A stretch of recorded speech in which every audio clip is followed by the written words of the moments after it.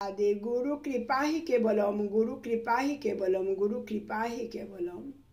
আমরা সবাই জানি এই সংসারে মনুষ্য জীবন হয়ে আসলে গুরুদেবকে ধরতে হয়, গুরুর দেখানো পথে আমাদেরকে চলতে হয়। কেননা ভগবান স্বয়ং নিজে গুরুদেব ধরেছেন। ভগবান যখন যে অবতারে এসেছেন সেই অবতারে গুরু ধরেছেন। রাম অবতার, কৃষ্ণ অবতার, গৌরাঙ্গ মহাপ্রভু অবতার, যতবারই এসেছেন গুরু ধরেছেন। কারণ আপনি আচরিত ধর্ম জীবকে শিখায়। ভগবান নিজেই আচরণ করেছেন এই জীবদেরকে শিক্ষা দেওয়ার জন্য। তাই ভগবানের এই আচরণগুলা আমরা শিকার চেষ্টা করে আমরা মনুষ্য জীবন সফল করার চেষ্টা করব। গুরু কি ধন চিনলে না মন। আমরা সাধারণত মানুষেরা এটাই বুঝি গুরুদেব তো একজন মানুষ, কিন্তু না, গুরুদেব একজন মানুষ না। গুরুদেব ভগবানের প্রতিনিধি। ভগবান স্বয়ং গুরুদেবকে আমাদের কাছে পাঠিয়েছেন আমাকে এই পতিত নরাধম নরক থেকে উঠানোর জন্য। কিন্তু আমরা সেটা বোঝার চেষ্টাই করি না। গুরুদেব সাধারণ মানুষের মতো যদিও দেখতে হন, কিন্তু উনি সাধারণ মানুষ না। উনি অনেক অনেক সাধন ভজন করেছেন। কথায় বলে না, সাধন বিনে সাধ্য বস্তু মিলে না কখন। গুরুদেবেরা দিন রাত অনেক সাধন করেছেন। সদ্গুরু যারা, তারা অনেক সাধন করার ফলে ভগবানের প্রতিনিধি হতে পেরেছেন। আমাদের সেই সাধ্য নাই। আমরা যদি চেষ্টা করি তাহলে গুরুদেবের মতো যদিও না হতে পারি, একটু তো ভগবানের সান্নিধ্য, ভক্তের সান্নিধ্য লাভ করার চেষ্টা করতে পারবো। আমরা নিজেরা চেষ্টা করতে হবে। ভগবান নিজে বলেছেন ভক্ত নিজে যদি চেষ্টা করে তাহলে অনেক উপরে উঠতে পারে। কিন্তু ভক্তরা যদি নিজে চেষ্টা করে না, ভগবান তো দয়ালু কৃপালু, ভগবান তো চেষ্টাই করছেন ভক্তদেরকে নরক থেকে উপরে উঠানোর জন্য। কিন্তু সব ভক্তেরা হতে চায় না, সব জীবেরা উঠার চেষ্টা করে না। এই সংসারের নরক যন্ত্রণা, সংসারের মায়ায় বদ্ধ হয়ে শুধু ছেলে মেয়ে পুত্র সংসার এই চিন্তায় আমরা দিন রাত কাটছি। কিন্তু ভগবানকে শুধু একবার আমরা ভগবানের কাছে স্নান করে আসলাম আর 2টা ফুল দিলাম, শেষ হয়ে গেল ভগবানের সেবা। কিন্তু না, প্রাণ মন আত্মসমর্পণ করে ভগবান বলেছেন শ্রবণম কীর্তনম। প্রহ্লাদ বলেছেন শ্রবণম কীর্তনম, এই নববিধা ভক্তি। এর মধ্যে সবচেয়ে বড় প্রথম ভক্তি হলো শ্রবণ। আমরা যদি শ্রবণ না করি তাহলে আমাদের ভিতরে কিছু যাবে না, কিছু শুনবো না, কিছু বুঝবো না। প্রথম আমরা জীবনে শ্রবণ করতে হবে, শ্রবণ করার চেষ্টা করতে হবে। এখানে একটি ভালো কথা হচ্ছে, ভাগবত পাঠ হচ্ছে, সেটা আমরা কি ভাগবত জিনিসটা কি আমরা যদি শ্রবণ না করি তাহলে তো বুঝতে পারবো না। তাই সেখানে আমাদের যাওয়া কর্তব্য।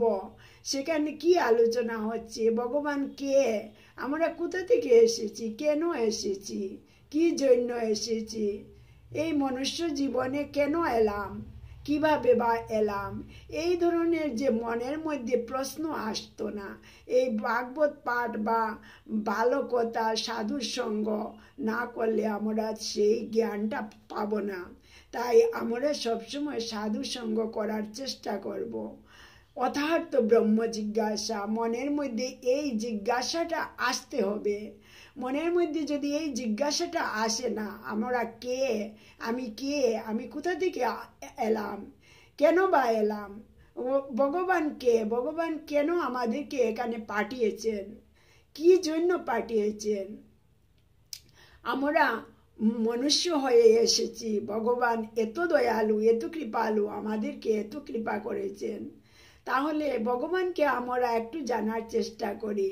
এই ধরনের প্রশ্ন মনের মধ্যে বারবার আসলে বুঝে নিতে হবে, তখন নিশ্চয় ভগবান আমাদেরকে একটু না একটু হলেও কৃপা করেছেন। ভগবান দয়ালু, ভগবান কৃপালু, ভগবান দয়া করেছেন বলে এই ধরনের প্রশ্ন আমাদের মনে আসছে। তাই আমরা ভগবানকে জানার চেষ্টা করি। তো ভগবানকে কেমনে জানবো? ভগবানকে জানতে হলে তো আমাদের কোনো উপায় লাগবে। গুরুদেবের সান্নিধ্যে যেতে হবে। এখন গুরুদেব পাবো কোথায়? কে ভালো গুরুদেব? যে ভালো গুরুদেব তুমি নিজে মনের মধ্যে আগে চেনার চেষ্টা করো। মনের মধ্যে যদি ধ্যানের মাধ্যমে যদি ভগবানের কৃপা হলে সদ্গুরুর সান্নিধ্য পাওয়া যায়। আর সদ্গুরুর সান্নিধ্য লাভ হলে ভগবানকে পাওয়া যায়। তাই ভগবানকে পাওয়ার চেষ্টা করো, ভগবানের ধ্যান করো। ধ্যান করলে সদ্গুরু পাবে।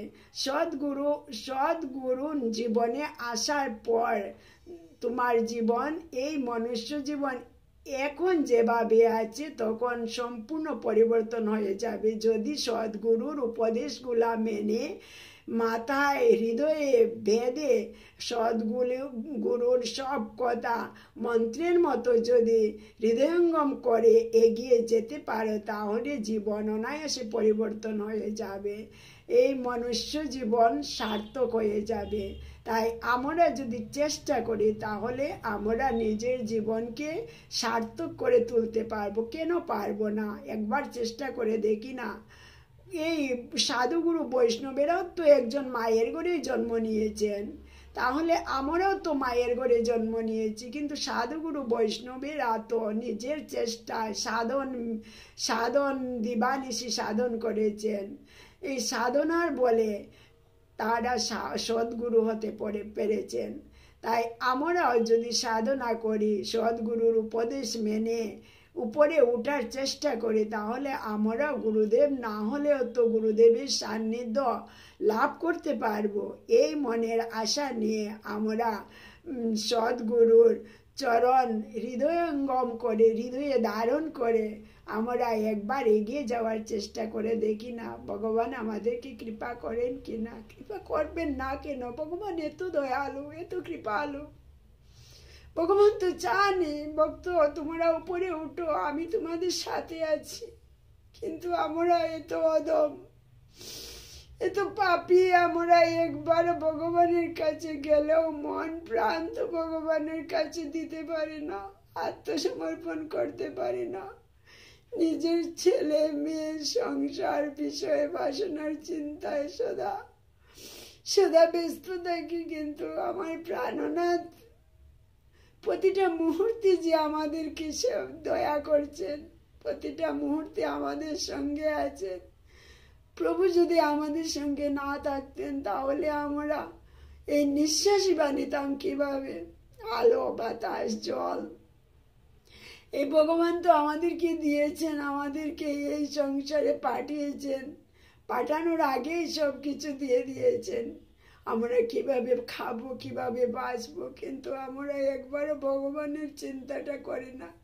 শুধু আমরা মায়ায় এই সংসারে আসক্ত হয়ে নিজেকে শুধু নরকের দিকে ঠেলিয়ে দিচ্ছি, কিন্তু ভগবানের কথা চিন্তা করি না। ভগবান যে আমাদের কাছে আমাদের জন্য এত কষ্ট করছেন প্রতিটা মুহূর্তে আমাদের জন্য। ভগবান দিন রাত অনেক সময় অনেক ভক্তের জন্য ভগবান প্রতিটা মুহূর্তে ভক্তের কষ্ট হচ্ছে দেখে দিন রাত ভক্তের সঙ্গে থেকে ভক্তকে রক্ষা করছেন।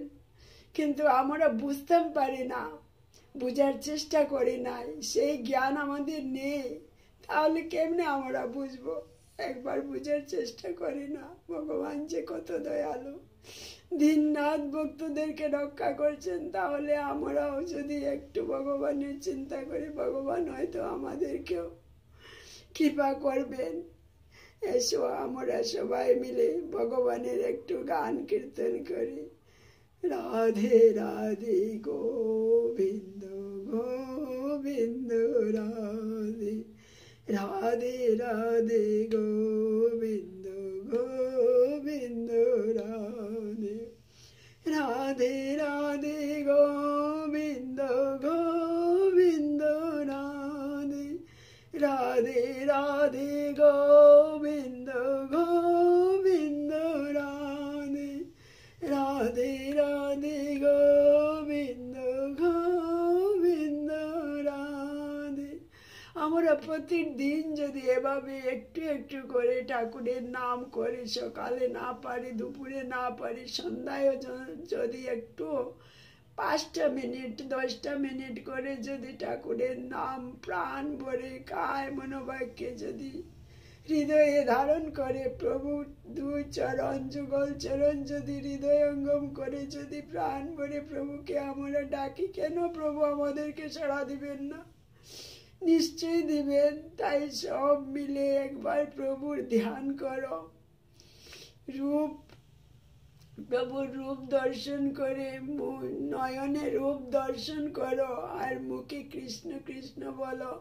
ভগবান অনায়াসে সাড়া দিবেন। সব ভক্তদেরকে সাড়া দেন, কেন আমাদেরকে দেবেন না? এই ভেবে ভগবানের রূপ হৃদয়ে চরণ হৃদয়ে ধারণ করে প্রাণ ভরে প্রভুর নয়ন যুগল। নয়নে তো প্রীতি হয়। এক স্বামী স্ত্রী যখন প্রথম দর্শন হয় তখন তো এই নয়নেই প্রথম প্রীতি হয়, প্রথম প্রেম হয়। তে আমরা প্রভুর নয়নে একবার প্রাণ ভরে দর্শন করে প্রভুর প্রেমে পড়ি না কেন, পড়ার চেষ্টা করি না কেন? আমি যদি প্রভুর নয়ন দর্শন করে ভালো করে, প্রভু একদিন না একদিন হলেও তো উনার নয়নটাও তো আমার কাছে দেবেন। নয়নে তো প্রেম হয়। তাই প্রাণ ভরে প্রভুর নয়ন দর্শন করো আর প্রভুর প্রেমে ডুবে থাকো। জয় শ্রী রাধে। নিতাই গৌর রাধে শ্যাম। আমি কিচ্ছু জানি না, অদম পতিত নরাধম ভুলভ্রান্ত অপরাধ নিজের এক দাসী মনে করে মাফ করে আপনারা এ দাসীর ভুলভ্রান্ত অপরাধ সব ক্ষমা করে দেবেন। জয় শ্রী রাধে।